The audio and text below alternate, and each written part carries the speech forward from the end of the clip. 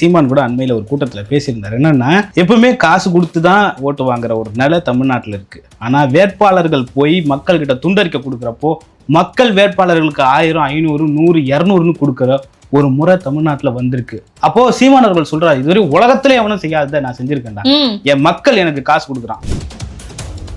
அப்ப சொல்றாரு ஒருத்தன் முடிவெட்டுறவன், அவன் சொல்றான், நான் கீழே இறங்கி வரேன், அண்ணா இந்த 5000 ரூபா நான் முடி வெட்டி சேமிச்சு வச்ச காசு வச்சுக்கிறேன் அப்படின்னு சொல்லிட்டு எண்ணி கொடுக்குறான். ஒரு குழந்தை ஒரு உண்டியல்ல 5000, 10,000, 200, 300 எடுத்து சீமான் பெரியப்பா வச்சுக்கோ, தேர்தல் செலவுக்கு வச்சுக்கோ அப்படி சொல்லிட்டு கொடுக்கு. அப்படிப்பட்ட ஒரு கூட்டத்தை உருவாக்கி இருக்காரு. சொல்றாரு, பேசுறப்ப எனக்கு கண்ணு கலங்குதுரா.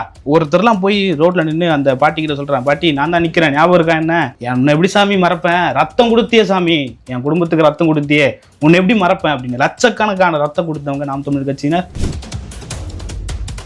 என் மக்கள் பாதிக்கப்பட்டக்கூடாது. அவன் சீமானை தான் சொல்றாரு, நீ போட்டா போடு போடா கட்டிப்போ. இப்பவும் சொல்றாரு, நீ போட்டா போடு போடா கட்டிப்போ. என் மக்கள் என்ன நம்பிட்டான், அவனுக்காக நான் நிப்பேன்டா. நத்தம் சிவசங்கர்லாம் எடுத்துக்கிட்டீங்கன்னா அவரே கேமரா வச்சுட்டு அவரே போயிட்டு பிரச்சனையும் பேசுறாரு. எல்லாத்தையும் இதெல்லாம் இருக்காயா அங்க பிரச்சனை அப்படின்றதுலாம் அவரு வெளியே கொண்டு வந்த பிறகுதான் தெரியுது. அந்த அளவுக்கு இப்ப தேர்தல் அப்படின்னு எடுத்துக்கிட்டா புதுசா வந்தவங்க கூட 5 கோடி 6 கோடி செலவு பண்ணாதான் வேட்பாளர் அப்படின்னு சொல்ற தகவல்லாம் நம்ம பாக்குறோம். ஆனா சீமான் அவர்கள் தான் புதுசா தாண்டி 40 லட்சம் எதுக்கு ஒரு தொகுதிக்கு, 40 லட்சம் எதுக்கு செலவு பண்ணோம், அதெல்லாம் தேவையில்ல அப்படின்ற அளவுக்கு பேசக்கூடிய நபர்களா சீமான் அவர்கள் மட்டும் இல்ல, அவங்களுடைய தம்பி தங்கைகளும் இருக்காங்க. அப்புறம் ஆதவர்ஜனா எடுத்துக்கிட்டீங்கன்னா ஒரு கலவரம் பண்றாரு. கலவரம் பண்ணிட்டு கண்ணாடி பாட்டிலாம் எடுத்து உடச்சிங்கன்னு சொல்லிட்டு அழுகுறாரு. என்ன அழுவு முறை, என்ன அது பரப்புரை முறைன்னு எனக்கு தெரியல. சாதி ஒழியணுன்றாரு. ஏன் சாதி ஒழியணும்னு கேட்டீங்கன்னா, எங்க அம்மாவை சொந்த சாதிக்குள்ள கல்யாணம் பண்ணதுனால கஷ்டம் வந்துருச்சு, எக்கனாமிக்கலா எங்க குடும்பம் வீக்கெண்ட் ஆயிருச்சு, அதனால நாங்க எங்க அம்மா தற்கொலை பண்ணி செத்துட்டாங்க. இப்ப சொந்த சாதியில கல்யாணம் பண்ணவங்க வாழ்ந்தோம் இருக்காங்க, செத்தோ இருக்காங்க. மாட்டு சாதியில திரும்ப பண்ணவங்க வாழ்ந்தோம் இருக்காங்க, செத்தோ இருக்காங்க. இதுக்காக சாதி ஒழிய தேவையில்ல. சாதி எதுக்கு ஒழியணும், பார்த்தா திட்டு தொட்டா திட்டுன்னு சொல்லணும், அதுக்காக ஒழியணும். தலைவர்கள் வெற்றி வாய்ப்பை சூடணும் அப்படின்றதுதான் நம்மளோட விருப்பமா இருக்கு. சீமான் எடுத்துக்கிட்டீங்கன்னா காரைக்குடியில அவர் ஜெயிக்கணும் அப்படின்னு சொல்லிட்டு தான் ஒரு சமூக ஆர்வலரா ஒரு ஊடகவியலாளரா நம்ம விரும்புறது அதுதான். அதே போல ஜெகன்மூர்த்தி கேவி குப்பத்துல ஜெயிக்கணும் தான் நம்ம நினைக்கிறோம். திருவிக நகர்ல போர்க்கொடி அவர்கள் ஜெயிக்கணும் அப்படின்றதான் நம்ம விரும்புறோம். அதே போல திருமாவளவன் அவர்கள் அவர் ஜெயிக்கணும் தான் நம்ம நினைக்கிறோம். அதே போல மற்ற எந்தெந்த தலைவர், பிரேமலதா அவர்களா இருக்கட்டும், குறிப்பா சொல்ல போனோம்னா தமிழ்நாட்டுல திமுகவோட ஊழல் பட்டியல்களை வெளியிட்ட அண்ணாமலை அவர்கள் ஜெயிக்கணும் அப்படின்னு தான் நம்ம விரும்புறோம். அதே போல விஜய் அவர்களும் பெரம்பூர்ல ஜெயிக்கணும் தான். எத்தனை முரங்க துரைமுருகனோட மூஞ்சியும், KNரோட மூஞ்சியும், ரகுபதி மூஞ்சியும், அதுக்கப்புறம் பொன்முடி மூஞ்சியும், உங்களோட அவதூறு பேச்சுக்களையும் உங்களோட கொச்சை பேச்சுக்களையும் சட்டமன்றத்தில் பார்த்துக்கிட்டு இருக்கிறது. வணக்கம். நீங்கள் தமிழ் தேசியவாதியா? ஒரு தமிழ் தேசிய ஊடகம் வலிமையான ஊடகமாக உருவாக வேண்டும் என்று விரும்புகிறீர்களா? அப்போது உலக தமிழர்கள் அத்துணை பேரும் கலங்கரை ஊடகத்தோடு இனமாகவும் பணமாகவும் இணைந்திருங்கள். கலங்கரை சொந்தங்களுக்கு அன்பு வணக்கம். கலங்கரை பார்வை நிகழ்ச்சிக்கு உங்களை வரவேற்பதில் மகிழ்ச்சி. வணக்கம் தம்பி. வணக்கம். நலமா இருக்கீங்களா? நல்லா இருக்கேன். நீங்க நல்லா? நலமா இருக்கேன் தம்பி. அதாவது அரசியல் களம் சூடு பிடிச்சிருச்சு அப்படின்னே சொல்லலாம். ஏன்னா எல்லாருமே வேட்பாளர்களை அறிவிச்சுட்டாங்க, ஒருபடி மேல போய் பிரச்சாரத்தையும் ஆரம்பிச்சுட்டாங்க.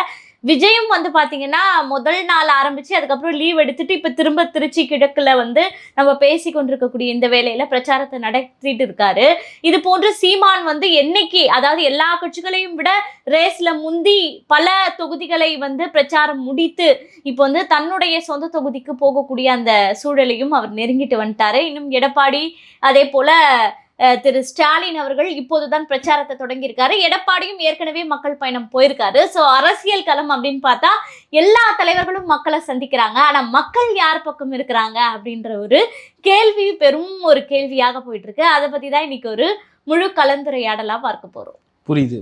தேர்தல் களம் ஆரம்பிச்சு வேட்புமனு தாக்கலோட முதல் நாளே 3 முதல்வர் வேட்பாளர்கள் போயிட்டு வேட்புமனு தாக்கல் செஞ்சது தேர்தல் களத்தில் ஒரு பெரிய தாக்கத்தை ஏற்படுத்துச்சுன்னு சொல்லலாம். முதல்ல சொல்லணும்னா சீமான், பெரம்பூர்ல விஜய், கொளத்தூர்ல திரு ஸ்டாலின் அவர்கள் எல்லாருமே போயிட்டு ஒரே நாளில் வேட்புமனு தாக்கல் செஞ்சதுன்றது இருக்கிற எல்லா அந்த வேட்பாளர்களுக்கும் ஒரு உந்துதலாக இருக்குது. தலைவர்களே வேட்புமனு தாக்கல் செஞ்சுட்டாங்க, விரைவாக போய் வேட்புமனு தாக்கல் செஞ்சிடணுன்ற ஒரு உந்துதலை கொடுத்தாங்கன்னு வச்சுக்கலாம். எடப்பாடி பழனிசாமி இன்னும் 2-3 நாளில் செஞ்சிருவாருன்னு நினைக்கிறேன். அந்த மாதிரி இதுலேயே அந்த தேர்தல் களம் சூடு பிடிச்சிருச்சுன்னு எடுத்துக்கலாம். அந்த வேட்புமனு தாக்கல் செஞ்சுட்டு வரப்போ எல்லா தலைவர்களுக்குமான வரவேற்பு கூடுதலாக இருந்தது. விஜய்க்கும் அந்த வரவேற்பு இருந்தது, முதல்வருக்கும் அந்த வரவேற்பு இருந்தது, சீமான் அவர்களுக்கும் அந்த வரவேற்பு இருந்தது. வேட்புமனு தாக்கல் செஞ்சதுக்கு அப்புறமா ஒரு கலவரம் பிடிக்குது. என்ன கலவரம் அப்படின்னு பார்த்தீங்கன்னா, ஒருத்தருடைய சொத்து விவரமும் வெளிவருது. மு.க. ஸ்டாலின் அவர்களுக்கு என்ன சொத்து விவரம், விஜய் அவர்களுக்கு என்ன சொத்து விவரம், சீமான் அவர்களுக்கு என்ன சொத்து விவரம் சொல்லிட்டு அந்த பட்டியல் வெளியே வருது. அந்த பட்டியல் அந்த 2 நாள் விடுமுறை நாளாக வருது. அதாவது மகாவீர் ஜெயந்தி, அந்த தேர்தல் வேட்புமனுக்கான விடுமுறை நாள் அப்படின்னு சொல்லிட்டு வருது. தேர்தல் ஆணைய லீவு. அந்த 2 நாள் பேசு பொருளாக்குறது இந்த சொத்து விவரம் தான். அந்த சொத்து விவரத்தில் என்ன இருக்குன்னு பார்த்தீங்கன்னா, முதல்ல விஜய் எடுத்துக்கலாம். விஜய் எடுத்துக்கிட்டிங்கன்னா கிட்டத்தட்ட 1200 கோடிக்கான சொத்து விவரங்களை விஜய் அவர்கள் காட்டியிருந்தார். சொந்த வீட்டாருக்கு கடன் கொடுத்ததா காட்டியிருந்தார். பல விஷயங்களை மேற்கோள் காட்டியிருந்தார். அதில் முக்கியமான அம்சங்களாக எடுத்து இன்னைக்கு போடுறது என்னவா இருக்குன்னா, நீட் தேர்வை எதிர்க்கிற விஜய் அவர்கள் நீட் தேர்வுக்கு 20 கோடி கடன் கொடுத்துருக்காரு, நீட் தேர்வுக்கு இன்வெஸ்ட் பண்ணியிருக்காரு அப்படின்னு சொல்லிட்டு சொல்கிறாங்க. அதே போல் சில பல பிஸ்னஸ்களில் இன்வெஸ்ட் பண்ணியிருக்காரு. அவருக்கு வந்து சினிமா மட்டுமே ஒரு இன்கம் வரக்கூடிய ஒரு தொழிலாக இல்லை, அதை தாண்டி நிறைய விஷயங்கள் இங்கே இருக்குது அப்படின்ற மாதிரி விஜய் தரப்புலேருந்து சொல்லப்படுது. முதல்வர் ஸ்டாலின் அவர்கள் தரப்புலேருந்து நீங்கள் எடுத்து பார்த்தீங்கன்னா ரொம்ப கம்மியான, ரொம்ப குறைவான காசு, ஒரு வாகனம் கூட இல்லை அப்படின்றது வந்து அங்கே போட்டுரும். அதில் நீங்கள் ஒப்பிட்டு பார்த்தீங்கன்னா அதுக்கு விஜய் எவ்வளோ பரவாயில்ல. ஏன்னா நேர்மையாக எனக்கு இவ்வளோ இருக்குதுப்பா, அது 5000 கோடி கூட இருக்கட்டுமே, ஆனால் அது 1500 1200 கோடி வந்து எனக்கு இருக்குன்னு கணக்கு காட்டினேன். அதாவது இன்னொன்னு பல கோடிகள் வந்து மறைக்கப்பட்டிருக்கு, பல பினாமிகள் எல்லா தலைவர்களுமே பண்றது. அதாவது விஜய் அப்படின்னு நான் குறிப்பிட்டு சொல்ல வரல, பல தலைவர்கள் வந்து தன்னுடைய பினாமிகள் பேர்ல வாங்கப்பட்ட சொத்துக்கள் அதெல்லாம் வந்து பாத்தீங்கன்னா இந்த தேர்தலின் அந்த விண்ணப்பத்துல வந்து காட்ட வேண்டிய அவசியம் இல்லை, காட்டவும் படாத சொத்துக்கள் நிறைய இருக்கு. இருந்தாலும் ஸ்டாலின் அவர்களோடு விஜயை கம்பேர் பண்ணி பார்க்கும்போது விஜய் பரவாயில்ல தேர்தல் அப்படின்றதால ஏதோ வந்து 1200 கோடி கணக்கு காட்டிட்டாரு. ஆனா நம்ம ஏழை முதல்வர் வந்து இவ்வளவு எளிமையா வாழ்றாரு அப்படின்னும் போது நமக்கு கொஞ்சம் பெருமை. ஒரு கார் கூட இல்லையா நம்முடைய முதல்வர் அவர்களுக்கு? நாட்டுக்காக உழைச்சு ஒரு கார் கூட வாங்க முடியாத அளவுக்கு இருக்காங்க. மொத்தமாவே 3 கோடி தான் அவருடைய கையில இப்ப இருக்குன்னு நினைக்கிறேன். 3 கோடி வச்சு எப்படி தேர்தலை சந்திக்க போறாருன்னு தெரியல. எனக்கு தெரிஞ்சு திமுக காரன் ஒவ்வொரு தொகுதியிலுமே 300-400 கோடி செலவு பண்ற அளவுக்கு சொத்து சேர்த்து வச்சிருக்கான்னு சொல்லிட்டு தகவல் வருது. ஆனா எங்க முதல்வர் வெறும் 3 கோடி வச்சு குளத்தூர்ல ஜெயிக்க போறாரு. அந்த அளவுக்கு அவருக்கு வந்து அங்க மக்கள் செல்வாக்கு இருக்கு. இல்ல முதல்வருக்கு மட்டும்தான் 3 கோடி. அதாவது அவங்க குடும்பம் வந்து பாத்தீங்கன்னா ஒரு கதம்பம் மாதிரி நிறைய கிளைகள் இருக்கு இல்லையா, அந்த கிளைகள்ல ஒவ்வொருத்தரின் பேரும் ஒவ்வொருத்தரின் பினாமியின் பேர்லயும் அதிகமாக இருக்கலாம். ஆனா முதல்வர் அப்படின்ற ஒற்றை நபருக்கு 3 கோடி அப்படின்ற மாதிரியான ஒரு கணக்கை கொண்டு வராங்க. அவ்வளவுதான். கொஞ்சமாவது ஒரு நேர்மை இருக்கணுங்க. அரசியல் களத்துக்கு வந்துட்டீங்க, நீங்க முதல்வர் ஆயிட்டீங்க, அடுத்த முதல்வர் நான் தான் சொல்றீங்க, 200க்கு 200 நம்ம ஜெயிக்க போறோம்னு சொல்றீங்க. இவ்வளவு இருக்கிறப்போ ஒரு அடிப்படை நேர்மையாவது இருக்கும். ஒரு 50 கோடி 100 கோடி ஒரு 500 கோடிக்காவது கணக்கு காட்டினா தானே மக்கள் நம்புவாங்க. நீங்க அடிப்படையில போயிட்டு எனக்கு ஒரு காரு கூட இல்லை அப்படின்னா அப்ப இது நீங்க போற கார்ல யாருது? அரசு காரு. சரி, எதிர்கட்சி தலைவராக இருக்கிறப்போ நீங்க போன கார் யாருது? அவங்க மகந்து, அவங்க பேர பசங்கள்து. ஒரு தடவை முதல்வர் ஒரு கார்ல போயிட்டு இருக்காருங்க, அந்த காரை ஸ்கேன் பண்ணி எடுக்கிறாங்க, எடுத்தா ரெட் ஜெயிண்ட்னு வருது. ரெட் ஜெயிண்டோட கார் அது எப்படி வரும்? அப்போ உங்களுடைய நீங்க பயன்பாட்டுக்கு வச்சுட்டு இருக்க காரெல்லாம் உங்களுடைய பேர்ல போட்டா நீங்க வரி கட்ட வேண்டியது வரும்னு சொல்லிட்டு உங்களோட தயாரிப்பு நிறுவனம், உங்களுடைய அந்த நிறுவனம், இந்த நிறுவனம், எல்லா நிறுவனத்து மேலேயும் போடுறீங்க. டெக்னிக்கலா மணியை ஹேண்டில் பண்றீங்க அப்படின்னு நம்ம எடுத்துக்கலாமா? அரசியல்ல கை தேர்ந்தவங்கல்ல எப்படி வந்து அதாவது வந்து வரி கட்டல அப்படின்ற மாதிரியான சிக்கல்கள் எல்லாம் மாட்டாத வகையில எப்படி வந்து கணக்குகளை மெயின்டைன் பண்ணணும் அப்படின்றது 70 ஆண்டு காலமாக திராவிட கட்சிகளின் கைவந்த கலை இல்லையா. அவங்க அப்பா எப்படியோ அதே வழியில தான் திரு ஸ்டாலின் அவர்களும் இருப்பாரு. ஸோ வந்து சொத்துக்கள் இப்படிலாம் இருந்தாலும் அடுத்து நம்ம சீமான் அவர்கள் அப்படின்னு எடுத்துக்கிட்டோம்னா சீமான் அவர்களினுடைய சொத்து விவரம் எவ்வளோ அப்படின்ற மாதிரி இன்னும் பல பேர் கேட்டுக்கிட்டு இருக்காங்க. அதை பத்தியும் நம்ம பேசிடலாம். இல்லை, அதில் என்னென்ன பார்த்தீங்கன்னா அதில் ஒரு சிக்கல் பார்த்தீங்கன்னா, சீமான் அவர்கள் வந்து குறிப்பிட்ட தேதியில் முதல்வரை சந்திக்கிறாரு. அதிலிருந்து ஒரு 2 மாதம் 3 மாதம் கழிச்சு ஏதோ ஒரு பகுதியில் கிட்டத்தட்ட ஒரு 25 ஏக்கர் நிலம் வாங்குறாங்க அப்படின்னு சொல்லிட்டு ஒரு இது வருது. அப்போது அந்த நிலத்தை வந்து கிட்டத்தட்ட ஒரு 2 கோடிக்கோ 3 கோடிக்கோ மதிப்புள்ள ஒரு நிலத்தை வந்து கைல்வழி பேரில் வாங்குறாங்க அப்படின்னு சொல்லுது. அப்போது தாவேக்கா தொண்டர்கள் மற்றவர்கள் எல்லாருமே, ஒரு இணையதளத்தில் இயங்குகிற சமூக ஆர்வலர்கள் எல்லாருமே விமர்சிக்கிறது என்னென்னா, சீமான் அவர்கள் அந்த முதல்வரை சந்தித்த நாள், வாங்கின நாளுக்கோ 1 மாத இடைவெளியில் எப்படி இவ்வளோ பணம் சம்பாதிச்சாரு அப்படின்னு சொல்லிட்டு ஒரு கேள்வியாக எழுப்புறாங்க. அதுக்கு சீமான் தரப்புலேருந்து பல ஆதரவாளர்கள் பல வடிவங்களில் அவங்களுடைய இது அர்த்தங்களை கொடுத்துருந்தாங்க. இப்படி இல்லை, அது காளிமுத்தோட சொத்து, அந்த சொத்தை வந்து பங்கு பிரிக்கிறதுல பல நாள் இழுபறி நடந்திருக்கு, அந்த இழுபறி அன்றைக்கி முடிவுக்கு வந்தது, அந்த முடிவுக்கு வந்ததுனால 25 ஏக்கர் கைல்வழி பேரில் எழுதி வைக்கப்பட்டது, அதுக்கும் சீமானவர்கள் அங்கே போய் பார்த்ததுக்கும் சம்மந்தமே இல்லை அப்படின்னு சொல்லிட்டு பல விளக்கங்களை கொடுக்குறாங்க. இருந்தாலும் அதுவும் ஒரு ட்ரோலா, ஒரு பேசு பொருளா, சீமானவர்கள் மீதும் ஒரு ட்ரோலா இது வந்து மாறி இருக்குன்ற நம்ம எடுத்துக்கலாம். கண்டிப்பா. எப்படி இருந்தாலும் சீமான் அவர்கள் அப்படின்னு எடுத்துக்கிட்டோம்னா பெட்டி வாங்கிட்டாரு அப்படின்ற வார்த்தையை சொல்லாம எந்த தேர்தலுமே வந்து சீமான் அவர்களால் இதுவரையும் கடந்தது இல்லை அப்படின்ற மாதிரி தான் வந்து சொல்லப்படுது. இன்னொன்னு சீமான் அவர்களும் இதற்கு பல முறை விளக்கம் கொடுத்துட்டாரு.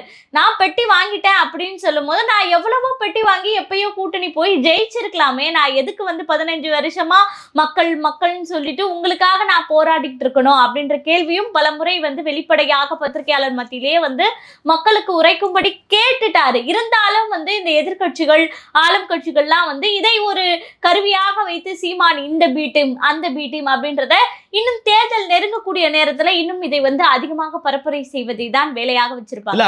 அது இது இன்னைக்கு ஒரு பேசு பொருள் இல்லை அப்படின்றது இருக்கு. இன்னொன்னு நீங்க பாத்தீங்கன்னா விஜய் தரப்புல வந்து நம்ம அதை பேச வேண்டியது இருக்கு. என்னன்னு பாத்தீங்கன்னா சொந்த வீட்டாருக்கே விஜய் வந்து கடன் கொடுக்கறதா, அதாவது வட்டி பிசினஸ் பண்றதா சொல்லிட்டு நிறைய பேர் ட்ரோல் பண்றாங்க. அதுவும் ஒரு டெக்னிக்கல் தான். அதாவது இப்போ நீங்கள் ஒரு ஆடிட்டர் வந்து எப்படிலாம் நம்ம வந்து வரியை சால்வ் பண்ணலாம் அப்படின்னு சொல்லிட்டு பண்ண ஒரு விதமாக தான் நம்ம அதை பார்க்க. கண்டிப்பா இதுல என்ன ஒண்ணுன்னா, இப்போ வந்து குடும்பத்தினருக்கு கடன் கொடுத்துட்டேன் அப்படின்னு சொல்லும் போது இப்போ வந்து இப்போ சீமான் அவர்கள் எடுத்துக்கிட்டோம்னா கயல்விழி அவர்கள் பெயர்ல சொத்துக்கள் இருக்குன்னா இவங்க இருக்காங்க அப்படின்னுட்டு அவங்களுடைய ஒப்புதல் கையெழுத்தோட அவரால் அந்த சொத்துக்களினுடைய மதிப்பை காட்ட முடியும்.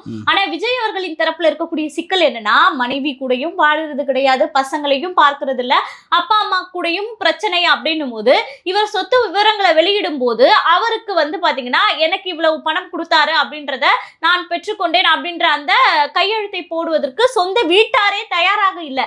அப்போ வந்து அந்த ஆடிட்டர் கொடுத்த ஐடியாவாக இருக்கலாம் இது. அப்போ நீங்க வந்து இப்படி சொல்லிடுங்க, நான் கடன் கொடுத்தேன்னு சொல்லிடுங்க, அவங்க தான் உங்களுக்கு வந்து ஒப்புதல் கையெழுத்து போட போறது இல்ல, நீங்களும் போய் கேட்க முடியாத சூழ்நிலையில இருக்கீங்க, அதனால வந்து இது வந்து கடன் கொடுத்ததாக சொல்லிவிடுங்கள் அப்படின்ற மாதிரியான ஒரு நரேட்டிவை செட் பண்ணி அந்த மாதிரியான ஃபைல்ஸ் தான் இவங்க மூவ் பண்ணி இப்படி வந்து தேர்தல் ஆணையத்திடம் ஒப்படைத்திருக்கிறாங்க.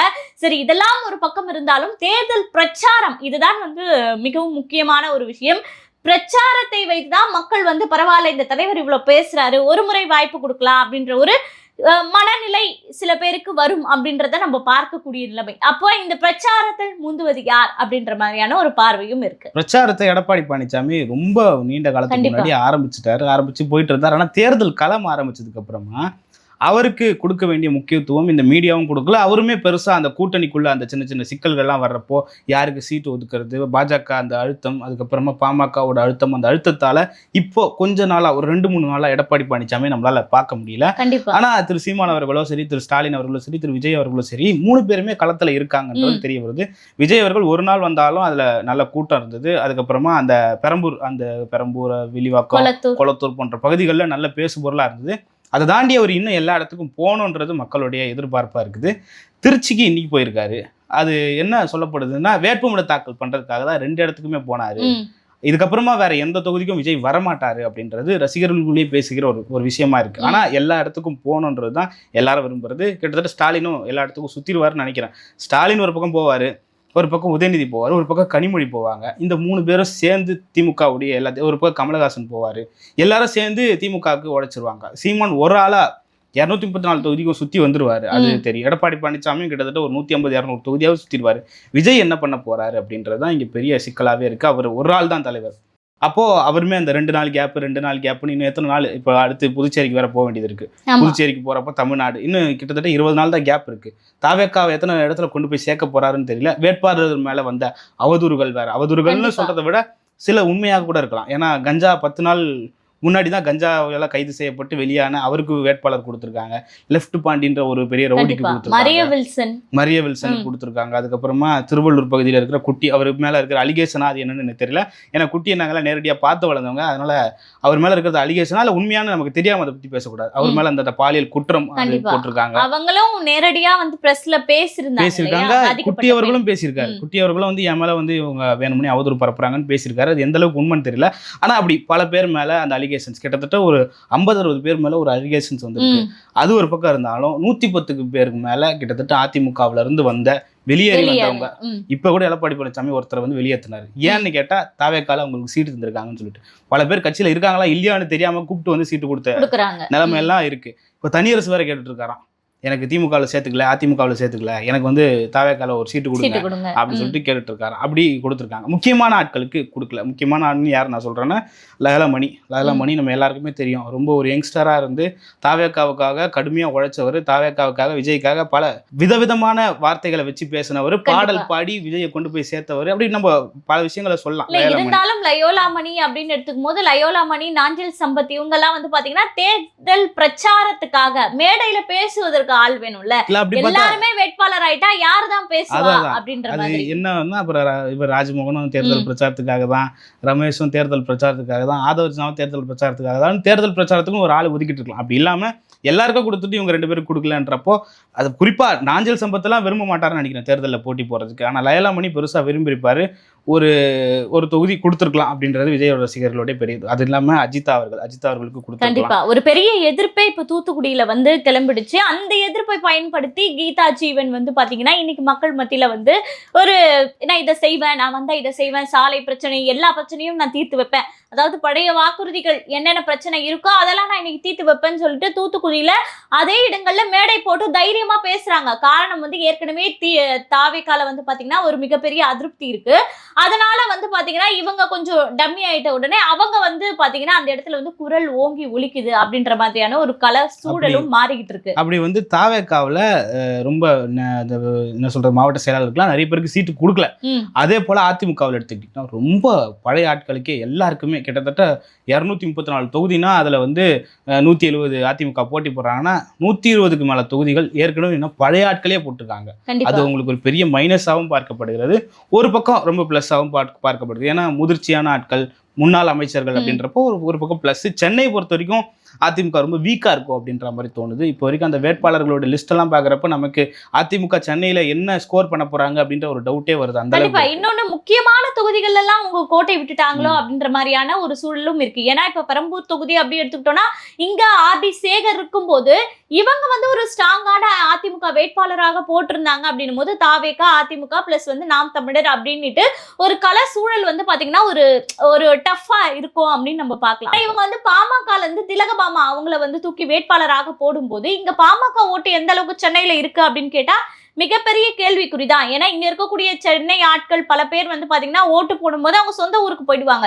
சோ வந்து வன்னியர்கள் ஓட்டு அப்படின்ற மாதிரியான ஒரு பெரிய இதுலாம் வந்து இந்த பெரம்பூர் தொகுதியில கிடையாது. அப்படி இருக்கும்போது எதுக்காக அந்த வேட்பாளரை தூக்கி போட்டாங்க, ஒருவேளை இவங்க பலவீனமாகி விஜய்க்கு அந்த ஓட்டை வாங்கி கொடுக்குறாங்களா அப்படின்ற மாதிரியான பல கேள்விகளும் இந்த இடத்துல வந்து நம்ம வந்து அந்த இடத்துல பாமக ரொம்ப வீக்கா நினைச்சிருவானா நான் நினைக்கிறேன்னா, பாமகவில் எந்த கேண்டிடேட்டை போட்டிருந்தாலும் அது நம்ம வீக்கா நினைக்கிற அளவுக்கு யோசிச்சிருக்கலாம். திலகபாமான்றவங்க ஒரு பெண்ணா இருந்து பாமகவில் ஒரு கொடிகட்டி பறக்கக்கூடிய ஒரு பெண்ணா இருக்கிற திலகபாமா வந்து பெரம்பூர்ல அவங்க வந்து அவ்வளோ வீக்கெண்டெல்லாம் ஆயிட மாட்டாங்கன்னு நினைக்கிறேன். ஏன்னா பொதுவான ஆட்கள், வன்னியர்கள் மட்டும் இல்லாம பொதுவான ஆட்கள் விரும்பக்கூடிய ஒரு நபராக தான் திலகபாமா இருக்காங்க. திலகபாமான்றவங்க வந்து பாமகவிலே ஒரு பெண், எமர்ஜான ஒரு பெண் யாருன்னா அது திலகபாமா தான். அந்த திலகபாமா வந்து பெரம்பூர்ல நிற்கிறாங்கன்னா அது பெரிய விஷயம் தான்.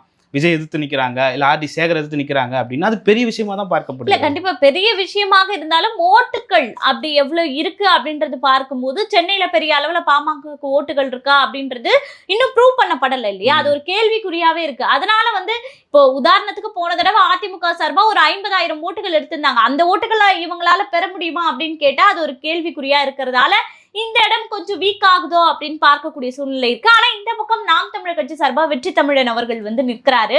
இவர் வந்து பாத்தீங்கன்னா அந்த களத்திலேயே கிட்டத்தட்ட அந்த மக்களோடு மக்களாக அந்த மக்களோடு பல துயரங்கள்ல போராட்டங்கள்ல கூட இருந்த அந்த மக்களின் பிரச்சனைகளை தெரிந்த ஒரு நபராக வந்து ஆரம்ப காலத்துல இருந்தே இருக்கக்கூடிய நபர். சோ வந்து அவருக்கு தெரியும் அந்த ஏரியால இருக்கக்கூடிய அந்த ஒடுக்கப்பட்ட மக்களினுடைய பிரச்சனைகள் என்ன அப்படின்றத அவரால சட்டமன்றத்துல மிகவும் துணிச்சலாக எடுத்து வைக்க முடியும். ஆனா இந்த அளவுக்கு ஆதாரங்களோடு மக்கள் பிரச்சனை பேசக்கூடிய அளவுக்கு விஜய் அவர்கள் கூட இந்த இடத்துல வந்து பாத்தீங்கன்னா நிற்க முடியாத அளவுக்கு தான் இருக்கு.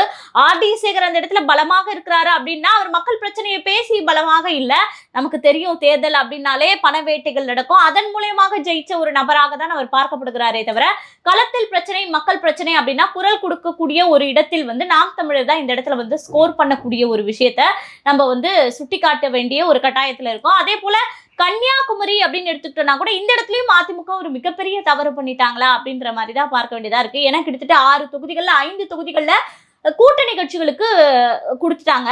ஒரே ஒரு தொகுதியில மட்டும்தான் அதிமுக போட்டியிடுது. ஏன் அப்படின்னு பார்த்தா, போன இடங்கள்ல, அதாவது போன தேர்தல்ல 2021 அந்த கன்னியாகுமரி தொகுதி எடுத்துக்கிட்டோம்னா கிட்டத்தட்ட 2வது இடத்துல எல்லாமே நாம் தமிழர் கட்சி தான் இருந்தது. 3வது இடத்துல தான் வந்து பாத்தீங்கன்னா அதிமுக இருந்தது. சோ இங்க நம்ம வீக்கா இருக்கோம், திரும்ப நம்ம போய் வேஸ்ட் பண்ணக்கூடாது அப்படின்றதால கூட்டணி கட்சிகளுக்கு கொடுத்துருக்காங்க.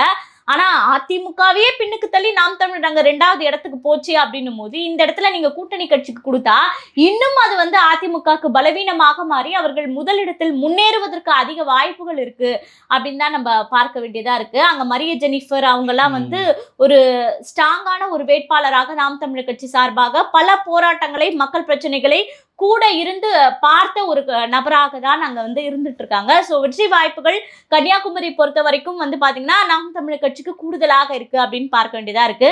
அடுத்து நம்ம காரைக்குடி அப்படின்னு எடுத்துட்டோம்னா வெற்றி வாய்ப்புகள் எப்படி இருக்கு? இல்லை, காரைக்குடியில் இப்போ நம்ம அண்மையில் வந்து மாலை முரசு எடுத்த ஒரு சர்வே இருக்குது. நம்ம மற்ற சர்வேவெல்லாம் நம்ம வந்து இப்போ நம்ம கூட அங்கே போயிட்டு வந்தோம்னு வச்சுக்கோங்களேன். அங்கே போனப்போ நமக்கு பல அனுபவங்கள் கிடைத்திருக்கும். தேர்தலுக்கு முன்னாடி, வேட்புமனு தாக்கலுக்கு முன்னாடி, வேட்புமனு தாக்கலுக்கு பின்னாடின்னு சொல்லிட்டு பல விஷயம் இருக்கும். அப்படி நம்ம பார்க்குறப்போ நான் அங்கே போனப்போ நான் நினச்சேன்னா செட்டியார்களோட வாக்கு தான், சமூக ரீதியாக எடுத்துக்கணும், செட்டியார்களோட வாக்கு தான் அதிகம் அப்படின்னு நான் நினச்சிக்கிட்டேன். ஆனால் அங்கே பார்த்தீங்கன்னா ஒரு 17% 20% தான் செட்டியார்களோட வாக்கு இருக்குது. தேவர்களோட வாக்கு கிட்டத்தட்ட ஒரு 30-35% இருக்குது. தேவேந்திர குல வாக்கு வந்து 25% 26% ஒரு கலப்பா இருக்கிற ஒரு சமூகமாக தான் அங்கே இருக்காங்க. எல்லாமே கலந்து தான் இருக்காங்க. ஒரு சாரார் மட்டும் அதிகமா அப்படின்ற மாதிரி இல்லை. அப்படி இருந்தாலும் அது தேவர் மட்டும்தான் அதிகமாக இருக்காங்க. அந்த பகுதியில் அமமுகவை சார்ந்த அந்த பாண்டி ஏதோ ஒரு பாண்டின்னு சொல்லிட்டு ஒரு வேட்பாளர் நிற்கிறார். ஏற்கனவே கிட்டத்தட்ட ஒரு 40,000 வாக்குகள் வந்து பெற்றிருந்தார் 2021 தேர்தலையே. அப்போ இந்த தடவை வந்து எச் ராஜாவும் கிட்டத்தட்ட ஒரு 40,000 வாக்குகள் பெற்றிருந்தார். இப்போ 2 பேரும் சேர்ந்து நிற்கிறதுனால அங்கே அமமுக ஒரு பெரிய ஸ்ட்ராங்காக இருக்குமா அப்படின்னு நம்ம பார்க்குறப்போ அங்கே ஒரு வீக்கெண்ட் ஆகிறதுக்கான ஒரு வாய்ப்பு இருக்குது. ஏன்னா சசிகலா பிரிஞ்சு நிற்கிறாங்க, ஓபிஎஸ் பிரிஞ்சு நிற்கிறாரு. இந்த இடத்துல வெறும் தினகரன் மட்டுமே நம்பி அந்த தேவர் சமூக வாக்கு வந்து வருமா? மிகப்பெரிய கேள்விக்குறியில. ஏன்னா தினகரன் அப்படின்னு எடுத்துக்கிட்டோம்னா தேர்தலுக்கு முன்னாடி வரைக்கும் நான் அதிமுகவில் சேர்ந்தா நான் தூக்கு போட்டுக்கிட்டதுக்கு சமம் அப்படின்ற அளவுக்கு பேசியவர் இன்னைக்கு வந்து அவர் ஒரு தேவைக்காக சேர்ந்திருக்காரு அப்படின்னும் போது மக்கள் எந்த அளவுக்கு அவரை நம்புவாங்க அப்படின்ற ஒரு மிகப்பெரிய கேள்வி. ஆமாம், அப்படி இருக்கு. அதுக்கப்புறம் நீங்கள் வந்து மாங்கொடி, காங்கிரஸோட மாங்கொடி எடுத்துக்கிட்டிங்கன்னா 2021 தேர்தலில் தான் நிற்கிறாரு. 20,000 வாக்குகள் வித்தியாசத்தில், பெரிய அளவு வாக்குலாம் இல்லை, 20,000 வாக்கு வித்தியாசத்தில் ஜெயிக்கிறார். மொத்தமாகவே 70,000 வாக்கு தான் பெறாரு. அப்படி இருக்கிறப்போ இன்னைக்கு மாங்கொடிக்கு அங்கே பெரிய பேக்ட்ராப் இருக்குது. அங்கே வந்து பெரிய அவர் மேலே அதிருப்தி இருக்குது மக்கள்கிட்ட. அப்போ நீங்கள் களம் எப்படி இருக்குன்னு பார்த்தீங்கன்னா, மாலை முரசோட டேட்டா படி நம்ம சொன்னோம்னா அவங்க சொன்னது வந்து அமமுக வெர்சஸ் நாம் தமிழர் அப்படின்னு தான் இருக்கும். அப்போ நீங்கள் பேலட் பாக்ஸ், நம்ம இவிஎம் பாக்ஸ் எடுத்துக்கிட்டிங்கன்னா அதில் வந்து தேசிய கட்சி, அங்கீகரிக்கப்பட்ட கட்சி, அங்கீகரிக்கப்படாத கட்சின்னு சொல்லிட்டு, பதிவு செய்யப்பட்ட கட்சின்னு சொல்லிட்டு கீழே வரும். அப்போ நீங்கள் பார்த்தீங்கன்னா முதல் 2 இடத்துல காங்கிரஸ், சீமான், நாம் தமிழர் 2 தான் ஒரு அங்கீகரிக்கப்பட்ட கட்சியில். காங்கிரஸும் நாம் தமிழரும் தான் இருக்கும். தேசிய கட்சி காங்கிரஸ், அங்கீகரிக்கப்பட்ட நாம் தமிழர். அதுக்கப்புறம் பதிவு செய்யப்பட்ட கட்சியில் அமமுக கீழே போயிடும். அப்போ நீங்கள் பார்த்தீங்கன்னா கை சின்னம் விவசாயி அப்படின்னு பார்க்குறப்போ கை விவசாயின்னு தான் பாக்ஸில் இருக்கும், பேலட்டில் இருக்கும் போட்டி. ஆனால் மக்கள் மத்தியில் வந்து அமமுகவா நாம் தமிழரா அப்படின்ற மாதிரி இருக்கும். எனக்கு தெரிஞ்ச அமமுகவா நாம் தமிழரா வரப்போ நாம் தமிழருக்கு அங்கே ஒரு பெரிய லீட் எடுக்கிறதுக்கான வாய்ப்பு இருக்குன்னு நினைக்கிறேன். பிரபு அங்கே போட்டி போடுறாரு. பிரபு இந்த காங்கிரஸ் நம்ம வேட்பாளர் பத்தி சொன்னீங்க இல்லையா, மாங்குடி, அவர் அந்த இடத்துல ஸ்ட்ராங்கா ஒரு காலத்துல இருந்தாரு. 2020 ஒரு காலத்துல கூட இல்ல, ஒரு காலத்துல கூட இல்ல. அது நம்ம தெளிவான டேட்டா வச்சு பாக்குறப்ப எந்த காலத்துலயும் அப்படி இல்ல. 2021 தேர்தலில் வாக்குகள் செதறுது. இங்க ஒரு 50,000, அங்க ஒரு 50,000 அப்படின்னு போறப்போ அவர் 70,000 எடுக்கிறாரு. 20,000 வந்து நிக்குது. ஆனா அவருக்கு பின்னாடி எடுத்தவங்க வந்து அவர் 50,000, இவர் 50,000, நாம் தமிழர் ஒரு 30,000, 28,000 அப்படி எடுக்கிறாங்க. அதுதான் வந்து தேர்தலில் வாக்கு பிரிஞ்சதுனால அவர் வந்தது. அதே போல தேர்தலில் வாக்குகள் பிரிஞ்சு இங்கே சீமான் வரதுக்கான ஒரு வாய்ப்பு இருக்கு. ஏன்னா ஒரு மக்கள் தலைவராக போய் அங்கே நிற்கிறாரு, ஒரு முதல்வர் வேட்பாளராக போய் அங்கே நிற்கிறான்றப்போ அந்த மக்கள் எப்பவுமே மாற்றத்தை விரும்பக்கூடிய ஒரு மக்களாக நம்ம பார்க்கப்படுறோம். நாம் தமிழர் கட்சிக்கு இதுவரை எந்த தொகுதியிலும் இல்லாத ஒரு செல்வாக்கு அங்கே இருக்குது. கிட்டத்தட்ட 15% வாக்குகள் சீமானுக்கு முன்பே வச்சிருக்காங்க. அப்போ சீமான் அங்கே போய் ஒரு 15% வாக்குகள் ஏறுறாருன்னா மொத்தமாவே மாங்கோடி 33% வாக்குகள் வச்சு ஜெயிக்கிறாரு. 30% வாக்குகள் வச்சு சீமான் ஜெயிக்கிறதுக்கான வாய்ப்பு பெருசா இருக்கு. பிரபு நிக்கிறாரு. பிரபு நம்ம விட்டு அங்க இந்த காங்கிரஸ் வேட்பாளரை நீங்க எடுத்துக்கிட்டீங்கன்னா, மாங்குடி எடுத்துக்கிட்டீங்கன்னா, இப்ப காங்கிரஸ் பிளஸ் வந்து திமுகன்றது ஒரு மிகப்பெரிய சிக்கலா தான் இன்னுமே இருக்கு. என்னதான் வேட்பாளர்களை கொடுத்தாலும் உனக்கு காங்கிரஸுக்கு திமுக காரன் வேலை செய்ய மாட்டேன், திமுக காரனுக்கு காங்கிரஸ்காரன் வேலை செய்ய மாட்டேன் அந்தந்த தொகுதிகளா அப்படின்ற மாதிரி ஒரு எதிரி புதிரியான சூழ்நிலை உட்கட்சிக்குள்ளேயே வந்து பாத்தீங்கன்னா இந்த மாதிரியான ஒரு சூழ்நிலை அதிக அளவுல வெடிச்சுக்கிட்டு இருக்கு. அப்படி இருக்கும்போது இந்த இடத்துல காங்கிரஸ் வேட்பாளர் போட்டானா திமுக காரன் பெரிய அளவுல அதை ஃபோக்கஸ் பண்ணி வேலை செய்ய மாட்டாங்க. அவங்க இன்னும் வேட்பாளரே அறிவிக்கல. அந்த அளவுக்கு தான் காங்கிரஸ் திமுகவோட உறவு அங்க இருக்கு. அதனால காங்கிரஸ் திமுக அங்க காங்கிரஸுக்கு பெருசா போட்டி இருக்கான்னு தான் நான் நம்புறேன். அங்க நீங்க பாத்தீங்கன்னா அமமுக வெர்சஸ் நாம் தமிழர் தான் இருக்கும். பிரபு வந்து ஒரு 20,000 வாக்கு ஒரு 30,000 வாக்குகள் பிரிக்கிறதுக்கான ஒரு வாய்ப்பு இருக்கும். ஒரு அலை அங்கே உருவாகும். ஆனால் விஜய்ன்ற ஒரு அலை அங்கே உருவாகிறப்போ பிரபுக்குன்னு ஒரு அந்த முதல் தலைமுறை வாக்கு, இளைஞர்கள் வாக்குல ஒரு பாதி பாதி அங்கே போகிறதுக்கான வாய்ப்பு இருக்கும். அதை தாண்டி சீமானோட பரப்புரை எப்படி இருக்க போகுது அப்படின்ற ஒரு 10 நாள் பரப்புரை அங்கே தெளிவான முறையில் இருந்ததுன்னா சீமான் அவர்கள் சட்டமன்றத்துக்கு முதல் முறையாக போகிறதுக்கான வாய்ப்புகள் எல்லாமே அங்கே இருக்கிறது. கண்டிப்பா. இன்னொன்னு பாத்தீங்கன்னா இப்ப பிரபு அப்படின்னு எடுத்துக்கிட்டோம்னா அங்க சில களப்பணிகளை மக்கள் மத்தியில செஞ்சுக்கிட்டு இருக்காரு. ஆனா அதையும் தாண்டி அவர் அதிகமாக ஃபோக்கஸ் பண்ணக்கூடிய ஒரு விஷயம் என்னன்னா, அதாவது சோஷியல் மீடியா, இன்ஸ்டாகிராம்ல போடணும், ஃபேஸ்புக்ல போடணும், நம்ம செய்யறதை சேவையும் தாண்டி அதை பிரதிபலிக்கணும், அடுத்தவங்களுக்கு தெரியப்படுத்தணும் அப்படின்றதுல தான் அதிக கவனம் செலுத்தக்கூடிய ஒரு நபராக இருக்காரு அப்படின்ற மாதிரி அவரை சில பேர் வந்து பாத்தீங்கன்னா அந்த இதுலயே வந்து பாத்தீங்கன்னா செல்ஃபி பைத்தியம் அப்படின்னு சொல்லக்கூடிய அளவுக்கு அவர் வந்து என்னதான் மக்கள் சேவையை செய்தாலும் அதையும் தாண்டி இந்த மாதிரி ஒரு சுயநலம் அதுல இருப்பதாக பல பேர் வந்து குற்றச்சாட்டுகளும் அந்த இடத்துல வைக்கிறாங்க. ஒரு 3வது 4வது அவர் போட்டி போடுறாருன்னு நம்ம வச்சுக்கலாம். அவர் வந்து மொத்தமா தாவேக்கா வாங்குற வேட்பாளர்களை விட ஒரு 5,000 10,000 வாக்குகள் கூடுதலா வாங்குறதுக்கான வாய்ப்பு இருக்கே தவிர வெற்றி தோல்வியை தீர்மானிக்கிறதுக்கான வாய்ப்பு இருக்கே தவிர அவர் வெற்றிக்கெல்லாம் போறதுக்கான வாய்ப்பு இல்ல. கண்டிப்பா. இன்னொரு சர்வேக்கள்ல வந்து பார்க்கும்போது என்னன்னா கிட்டத்தட்ட ஒரு 90% பேர் படித்தவர்கள் அந்த இடத்துல இருக்கிறாங்க அப்படின்னும் போது தமிழ்நாட்டிலே அதிகம் படித்தவர்கள் காரைக்குடியில தான் இருக்காங்க அப்படின்ற ஒரு சர்வேயும் வந்து இப்போ வெளியாயிருக்கு. அது மட்டும் இல்லாம வந்து பாத்தீங்கன்னா கிட்டத்தட்ட 25 வயதுல இருந்து 45 வயதுக்குள்ள இருக்கக்கூடிய நபர்கள், அதாவது ஓரளவுக்கு அரசியல தெரிஞ்சுக்கணும், என்ன களத்துல நடக்குது அப்படின்றத பகுத்தாராயக்கூடிய அந்த மைண்ட் செட்ல இருக்கக்கூடிய நபர்கள் வந்து 44% பேர் அங்க இருக்கிறாங்க அப்படின்றாங்க. அப்ப அந்த 44% தெளிவான சிந்தனை உடையவர்களாக இருக்கிறாங்க அப்படின்னும் போது ஏனோ தானோன்னு ஓட்டு போட மாட்டாங்க. அப்படி இருக்கும் போது அமமுக வெர்சஸ் நாம் தமிழர் அப்படின்னு களம் மாறிடுச்சு அப்படின்றதை உறுதிப்படுத்திய பிறகு வந்து பாத்தீங்கன்னா கண்டிப்பாக அந்த தெளிவுடையவர்களின் ஓட்டு அமமுகவை தாண்டி நாம் தமிழருக்கு விழுவதற்கு அதிக சதவீதம் வாய்ப்பு இருக்கு. நீங்க சொன்னீங்க 33% எடுத்தாலே வின் பண்ணிடலான்னு அங்க, ஆனால் 44% சீமானவர்களின் கைக்கு அருகிலேயே இருக்கு. இப்ப அவர் அந்த பிரச்சாரத்தை ஆரம்பித்தார் அப்படின்னா அது எந்த அளவுக்கு வசமாயிடும் அப்படின்றத இன்னும் ஒரு 10 நாட்கள் வந்து நமக்கு அதை வந்து மிகவும் சுலபமாக வெளிப்படுத்திடும். ஆகவே இங்கேயும் நாம் தமிழர் கட்சி ஒரு மிகப்பெரிய அளவில் தன்னுடைய ஸ்ட்ராட்டஜில உயர்ந்து நிற்கு அப்படின்னு பார்க்கக்கூடிய ஒரு மனநிலையா இருக்கு.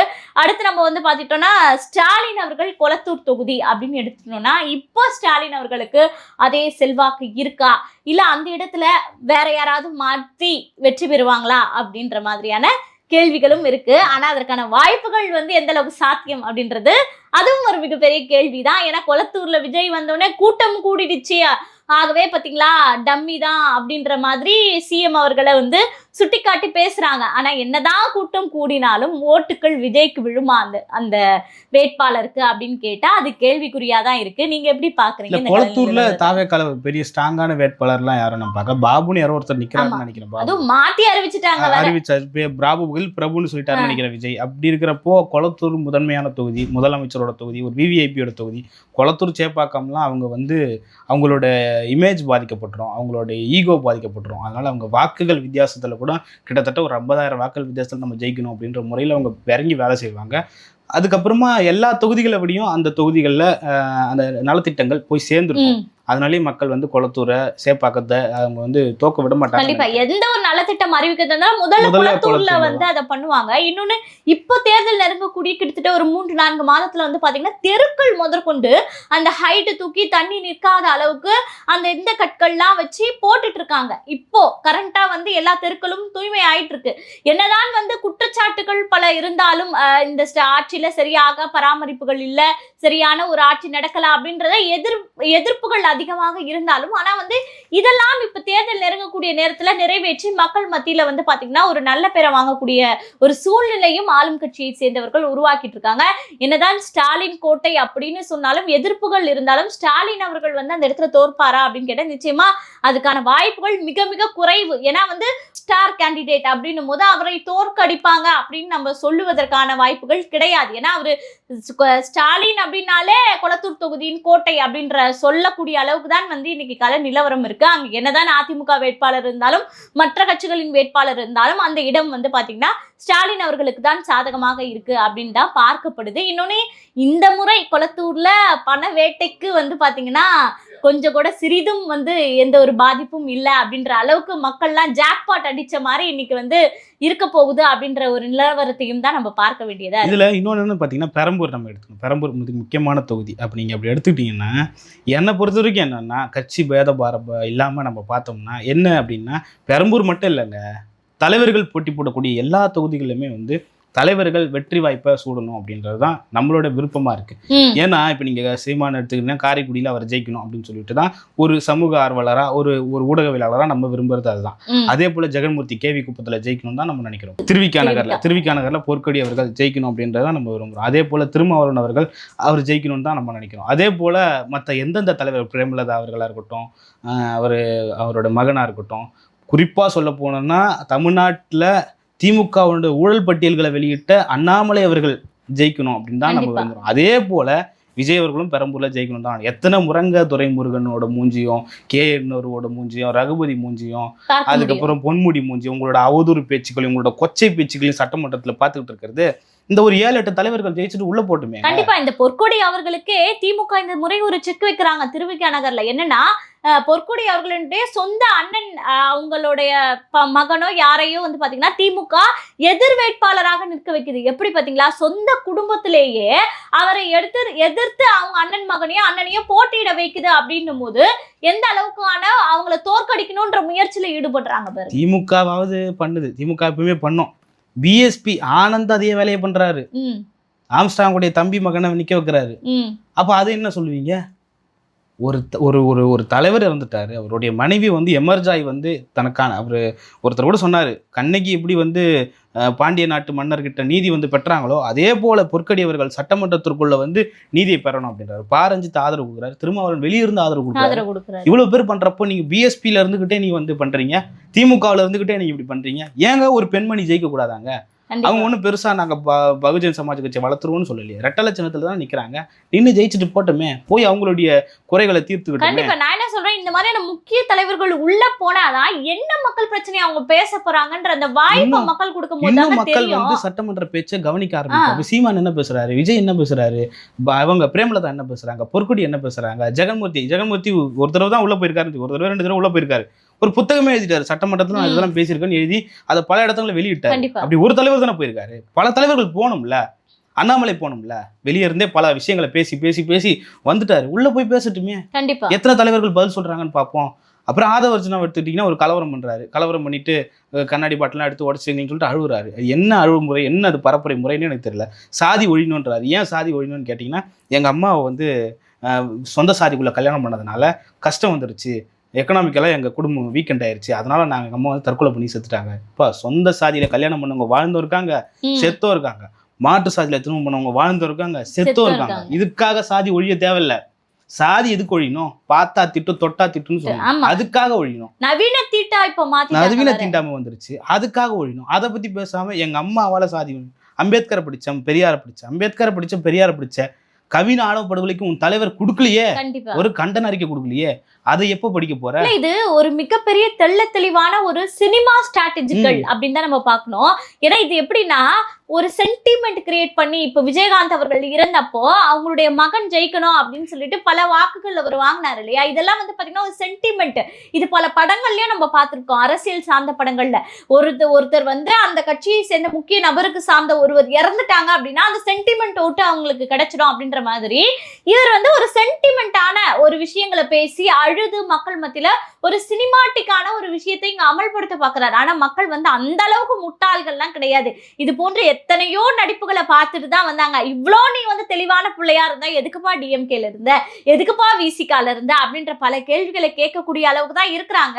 ஆகவே வந்து இங்க ஆதவர்ஜனா வந்து நடிக்கக்கூடிய இந்த நாடகங்கள்ல எந்த அளவுக்கு எடுபடும் அப்படின்றது வந்து தெரியல. கடைசியா ஒண்ணு என்னன்னு பாத்தீங்கன்னா, நாம் தமிழர் எடுத்துக்கணும். நாம் தமிழர் வந்து சீமான் கூட அண்மையில ஒரு கூட்டத்துல பேசியிருந்தார். என்னன்னா, எப்பவுமே காசு கொடுத்து தான் ஓட்டு வாங்குற ஒரு நிலை தமிழ்நாட்டில் இருக்கு. ஆனா வேட்பாளர்கள் போய் மக்கள்கிட்ட துண்டறிக்கை கொடுக்குறப்போ மக்கள் வேட்பாளர்களுக்கு 1000, 500, 100, 200ன்னு கொடுக்குற ஒரு முறை தமிழ்நாட்டில் வந்திருக்கு. அப்போ சீமானவர்கள் சொல்றாரு, இதுவரை உலகத்திலே எவனும் செய்யாத நான் செஞ்சிருக்கேன்டா, என் மக்கள் எனக்கு காசு கொடுக்குறான். கண்டிப்பா அப்போ சொல்றாரு, ஒருத்தன் முடிவெட்டுறவன் அவன் சொல்றான், நான் கீழே இறங்கி வரேன், அண்ணா இந்த 5000 ரூபா நான் வந்து முடி வெட்டி வெட்டி சேமிச்சு வச்ச காசுன்னா எண்ணி வச்சுக்கணும் கொடுக்குறான் அப்படின்னு சொல்லிட்டு எண்ணி கண்டிப்பா. கொடுக்குறான். ஒரு குழந்தை ஒரு உண்டியல்ல 5000 10,000 200 300 எடுத்து சீமான் பெரியப்பா வச்சுக்கோ, தேர்தல் செலவுக்கு வச்சுக்கோ அப்படி சொல்லிட்டு கொடுக்கு. அப்படிப்பட்ட ஒரு கூட்டத்தை உருவாக்கி இருக்கிறாரு சீமான். அது சொல்றாரு, பேசுறப்ப எனக்கு கண்ணு கலங்குதுரா அப்படின்னு சொல்றாரு. அப்படி ஒரு கூட்டத்தை இன்னைக்கு உருவாக்கி காசு கொடுக்காத நிலை போய் காசு வாங்கிட்டு தேர்தல்ல நிக்கிறாங்க அப்படின்னா அது எந்த அளவுக்கு. இவங்க சொல்லுவாங்க பெட்டி வாங்கிட்டாங்க, பெட்டி வாங்குறாங்க, மக்கள் கிட்ட பெட்டி வாங்குறாங்க, கண்டிப்பா மக்களுக்காக உழைக்க கொடுக்குறாங்க. மக்கள் கொடுக்குறாங்க. உழைச்ச பணம் யாருங்க கொடுப்பா? இன்னைக்கு நம்ம போய் ஒரு 100 ரூபாய் கேட்டா கூட எந்த மக்கள் தூக்கி கொடுப்பாங்க? ஆனா உழைச்ச பணத்தை மக்கள் தூக்கி கொடுக்குறாங்கன்னா எந்த அளவுக்கு வலி வேதனை, எந்த அளவுக்கு நம்பிக்கை இருக்கும் அந்த பிள்ளைகள் மேல. என் பிள்ளை நிக்கிறான், ஒருத்தர்லாம் போய் ரோட்ல நின்று அந்த பாட்டி கிட்ட சொல்றான், பாட்டி நான் தான் நிக்கிறேன், ஞாபகம் இருக்கா என்ன, உன்னை எப்படி சாமி மறப்பேன், ரத்தம் கொடுத்தியே சாமி, என் குடும்பத்துக்கு ரத்தம் கொடுத்தியே, உன்னை எப்படி மறப்பேன் அப்படின்னு. லட்சக்கணக்கான ரத்தம் கொடுத்தவங்க நாம் தமிழர் கட்சியினர், லட்சக்கணக்கான மரங்களை நட்டவர்கள், அவர்களுக்கு மக்கள் வாரி வாரி கொடுக்குறாங்க. இவங்க சொல்லுவாங்க திரள் திருடர்கள், வெளிநாட்டுல இருந்து பணம் வருதுன்னு, சொந்த நாட்டுல மக்கள் கொடுக்குறான், உழைச்ச பணத்தை கொடுக்குறான். இத பத்தி யாரு பேசுறாங்க? எந்த ஊடகங்கள் இதை வெளிப்படுத்தினாங்க சொல்லுங்க பாப்போம். இல்லையே. அப்போ அந்த மக்கள் என்ன நினைக்கிறாங்கன்னா, என் பிள்ளை ஜெயிக்கிறான் தோக்குறான் அதெல்லாம் அடுத்து, என் மக்கள் பாதிக்கப்பட்டக்கூடாது. அவன் சீமானை தான் சொல்றாரு, நீ போட்டா போடு போடா கட்டி போ. இப்பவும் சொல்றாரு நீ போட்டா போடு போடா பட்டி போ, என் மக்கள் என்ன நம்பிட்டான், அவனுக்காக நான் நிப்பேன்டா கண்டிப்பா அப்படின்றாரு. அப்படி நாம் தமிழர் களத்துல நிக்கிறாங்க. எல்லா ஊடகமுமே இன்னைக்கு விஜய் பக்கம் போலாம், திமுக பக்கம் போலாம், அதிமுக பக்கம் போலாம். ஆனா எந்தவித ஊடக பலமும் இல்லாம தெருவுக்கு தெரு அவங்களே கேமரா வச்சுட்டு அவங்களே நத்தம் சிவசங்கர்லாம் எடுத்துக்கிட்டீங்கன்னா அவரே கேமரா வச்சுட்டு அவரே பேசிட்டு போயிட்டே பிரச்சனையும் பேசுறாரு. எல்லாத்தையும் இதெல்லாம் இருக்காயா அங்க பிரச்சனை அப்படின்றதுலாம் அவர் வெளியே கொண்டு வந்த பிறகுதான் தெரியுது. அந்த அளவுக்கு இப்ப தேர்தல் அப்படின்னு எடுத்துக்கிட்டா புதுசா வந்தவங்க கூட 5 கோடி 6 கோடி செலவு பண்ணாதான் வேட்பாளர் அப்படின்னு சொல்ற தகவல்லாம் நம்ம பாக்குறோம். ஆனா சீமான் அவர்கள் தான் புதுசா தாண்டி 40 லட்சம் எதுக்கு ஒரு தொகுதிக்கு, 40 லட்சம் எதுக்கு செலவு பண்ணோம், அதெல்லாம் தேவையில்ல அப்படின்ற அளவுக்கு பேசக்கூடிய நபர்களா சீமான் அவர்கள் மட்டுமில்ல அவங்களுடைய தம்பி தங்கைகளும் இருக்காங்க. அப்போ அவங்களுக்காக மக்கள் 40 லட்சம் தேர்தல் ஆணையமே நீங்க செலவு பண்ணலாம்னு சொல்லும் போது அதை எதற்கு வீண் செலவாக பண்ணணும் அப்படின்னு சொல்லிட்டு இந்த இளம் பிள்ளைகள் இருக்கிறாங்க அப்படின்னும் போது அவங்களுக்கு நம்மளால முடிஞ்ச ஒரு 1000-500 கொடுத்தோம் அப்படின்னா அவங்க இந்த தேர்தல்ல ஏதாவது ஒரு செலவுக்காக அவங்க பயன்படுத்திப்பாங்க அப்படின்ற ஒரு மனநிலை மக்கள் மத்தியில உருவாகி அவங்களே நாம் தமிழர் வேட்பாளர்களை தங்கள் வீட்டு பிள்ளைகளாக கருதி வரவேற்கக்கூடிய சூழலை சீமான் அவர்கள் உருவாக்கி இருக்கிறார் அப்படின்னா இது மிகப்பெரிய புரட்சி அப்படின்னு தான் நம்ம பார்க்க வேண்டியதா இருக்கு. ஆகவே புரட்சி மக்கள் மத்தியில உருவாகிடுச்சு அப்படின்னும் போது அது வெடித்து ஒரு நன்மையான ஒரு நாட்டை உருவாக்குவதற்கு வெகு காலங்கள் எடுக்காது. ஆகவே வெற்றிக்கனி மிக அருகிலேயே நாம் தமிழர் கட்சியினுடைய கையில் நெருங்கி கொண்டிருக்கு அப்படின்ற மாதிரியான ஒரு சூழல் தான் இந்த தேர்தல் கள நிலவரம் சொல்லக்கூடிய ஒரு விஷயமாக இருக்கு. இன்னும் கிட்டத்தட்ட ஒரு தேர்தல் நெருங்கக்கூடிய ஒரு வாரத்துல ஒரு 5 நாட்கள்ல இன்னும் களம் சொல்லும் நிலவரங்கள் என்ன அப்படின்றத மீண்டும் நம்ம உட்கார்ந்து தெளிவாக பேசலாம். தொடர்ந்து பேசுவோம். நன்றி. நன்றி.